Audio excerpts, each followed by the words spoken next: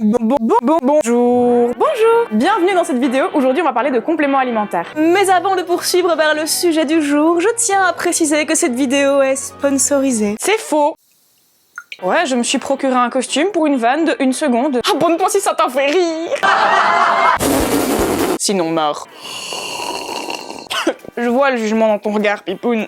Je le vois. Allez, on enchaîne. Je t'ai déjà dit plein de fois, mais je le répéterai jamais assez. Si tu veux fabriquer du muscle, il faut consommer suffisamment de protéines tous les jours. Les protéines, t'en trouves dans plein d'aliments. Déjà, tout ce qui est d'origine animale, le lait, les œufs, la viande, le poisson. Mais également dans le soja, le tofu, les légumineuses, les lentilles, les petits pois, les pois chiches, bref, un tas d'autres trucs. Tu n'es pas obligé de consommer des protéines en poudre pour avoir des résultats musculaires. Et tes résultats ne seront pas moins bons si tu n'en consommes pas, tant que tu manges suffisamment de protéines tous les jours. Les protéines en poudre sont juste un moyen facile et rapide d'en consommer. Mais encore une fois, tes résultats ne seront ni meilleurs ni moins bons si tu les consommes sous une forme ou sous une autre. Tout ce qui compte, c'est que tu aies la bonne quantité chaque jour. Du coup, moi je vais pas te dire tu dois consommer ça. Non, c'est à toi de décider ce que tu veux consommer ou non avec toutes les informations en main. Moi, je vais simplement te faire la liste des compléments alimentaires que moi je consomme depuis maintenant 3 ans. Je vais te parler de moi comme une énorme nombriliste et ça va être génial. Commençons par les trucs les plus basiques, la whey. Moi, j'en consomme 1 scoop par jour tous les jours dans mon petit-déj. D'ailleurs, je vais profiter de cette vidéo pour t'expliquer ce que je mange tous les matins, mais je t'explique ça un peu plus tard dans la vidéo. Soyons structurés, s'il vous plaît, une chose à la fois. Non, mon petit cœur, tu ne joues pas avec le câble de l'appareil. Au niveau des choix de ta whey, il y a quand même un truc auquel tu dois faire attention.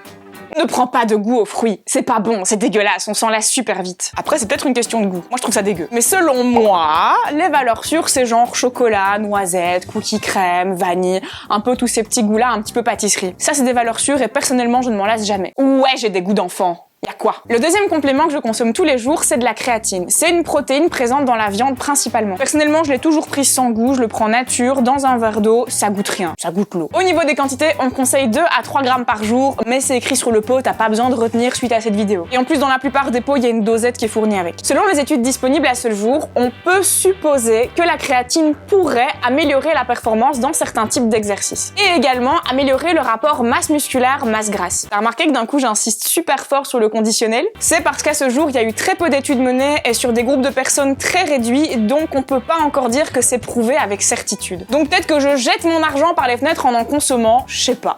Personnellement, j'ai commencé à en consommer lors d'une longue période de stagnation. C'est quand tu progresses plus, ça arrive à tout le monde. Et quand j'ai commencé à consommer de la créatine, c'est à ce moment-là que je suis sortie de la stagnation. Donc, c'est peut-être un hasard, peut-être pas. Dans le doute, je continue d'en consommer.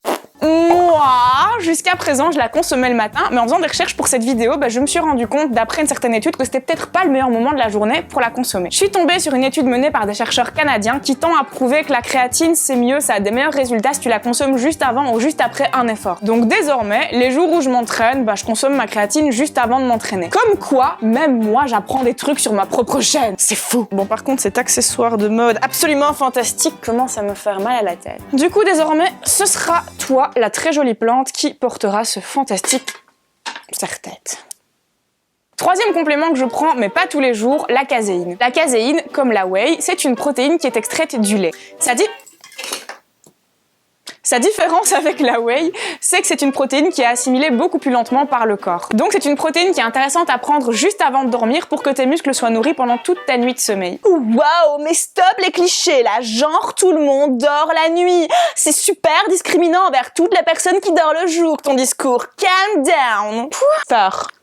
Donc la caséine, je la prends pas tous les jours, je la prends juste les jours où j'ai fait une grosse séance de muscu et je la prends juste avant de dormir. Le dernier complément que je prends, ce sont des BCAA. Les BCAA, ce sont des acides aminés ramifiés. D'après les études, il semblerait que les BCAA seraient utilisés très facilement par les muscles comme carburant, comme source d'énergie pendant un effort. Donc ça serait un bon complément à consommer pendant les entraînements pour aider les muscles. Sur les pots de BCAA, on trouve souvent une série de 3 chiffres. Ça correspond à la proportion de leucine, d'isoleucine et de valine. Je vais pas t'expliquer le rôle de ces 3 acides aminés, c'est compliqué et chiant. Vraiment très chiant. Du coup, gros raccourci, c'est le premier chiffre qui m'intéresse le plus, celui qui correspond à la leucine. D'après les recherches, cet acide aminé aiderait à fabriquer du muscle plus facilement. Donc personnellement, je prends des BCAA en 4-1-1, dans lesquels il y a une plus grosse proportion de leucine que dans les 2-1-1. Et je ne prends ce complément alimentaire que lors de mes entraînements de muscu, pas pendant mes cardio. Voilà pour tous les compléments que je prends, et alors comme promis, je vais t'expliquer ce que je mange le matin.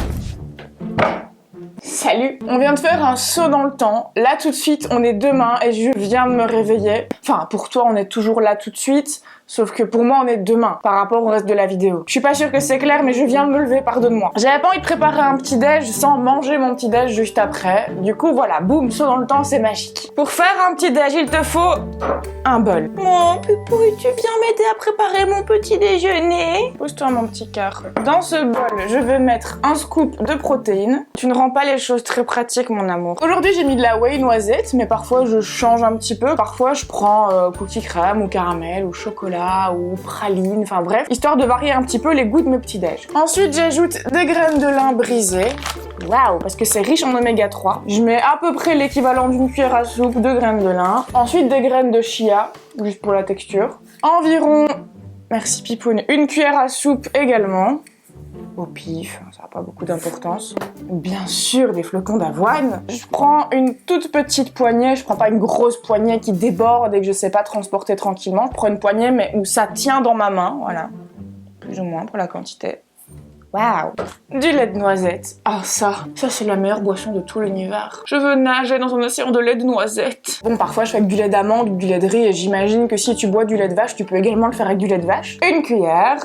Et j'ajoute du lait de riz en touillant et le but c'est d'obtenir une texture pas liquide. Un truc un peu gluant et pas appétissant du tout. Mais c'est pas parce que c'est pas appétissant que c'est pas bon. Super, il y a un cheveu dedans. Et c'est à cette étape que je peux me permettre un peu de folie. En ce moment par exemple, j'aime bien ajouter un peu de café soluble pour donner un bon petit goût d'asperge. Je déconne, pour donner un bon petit goût de café. Et quand je me lasserai, j'arrêterai de mettre du café. Parce que du coup, c'est ça aussi que je mange ce déjeuner depuis super longtemps, c'est que j'ai plein de variantes de ce petit déj. Et puis des pépites de chocolat. Alors parfois je les prends comme ça en pépites, parfois j'achète du chocolat noir que je casse en petits morceaux moi-même. Parfois je peux mettre à la place des éclats de noisettes ou de caramel. Non, pas de caramel, c'est pas bon, ça colle aux dents. Mais en gros c'est à cette étape-ci que je peux choisir un peu le petit côté folie que je veux à mon petit déj. Jusque là il y a que des trucs ultra sains dans mon petit déj, donc je peux quand même me permettre un petit peu de pépites de chocolat. Pour la quantité, j'essaye de jauger à l'œil, j'essaie d'être raisonnable. Mais bon, parfois je suis gourmande donc j'en mets plus, mais allez, je mets plus ou moins ça, quelque chose comme ça. Je touille. Alors je te l'accorde, visuellement c'est moins appétissant qu'un bol de Frosties. Mais en vrai c'est super bon, avec ça personnellement je suis calée pendant toute la matinée sans aucun souci, et c'est super sain. Voilà, c'est ça que je mange tous les matins, et là d'ailleurs je vais couper la caméra et le manger. Et on va refaire un petit saut dans le temps vers hier, pour moi, dans la vidéo. Enfin... Pour toi, pareil, on sera de nouveau tout de suite. Pour moi, moi, je vais rester manger mon petit déj, mais le mois de hier va faire la conclusion de la vidéo. Voilà, on s'y retrouve. Voilà, c'est tout pour la vidéo d'aujourd'hui. J'espère qu'elle t'a plu et j'espère que l'odeur de mon aisselle te plaît, mon cœur. Ce serait super sympa si tu pouvais laisser un commentaire et un pouce bleu, ça m'aide beaucoup pour le référencement. Mais le plus important, ce serait vraiment trop cool que tu me suives sur tous mes réseaux, surtout sur Instagram, c'est là-bas que je suis la plus active. Surtout en story avec Petit Pipoune. Tu serais vraiment un petit chat en chocolat si tu t'abonnais à ma chaîne YouTube et que tu activais la cloche. Si t'es déjà abonné, t'es déjà un petit chat en chocolat. Et moi, d'ici à la prochaine vidéo, je te fais des gros poutous.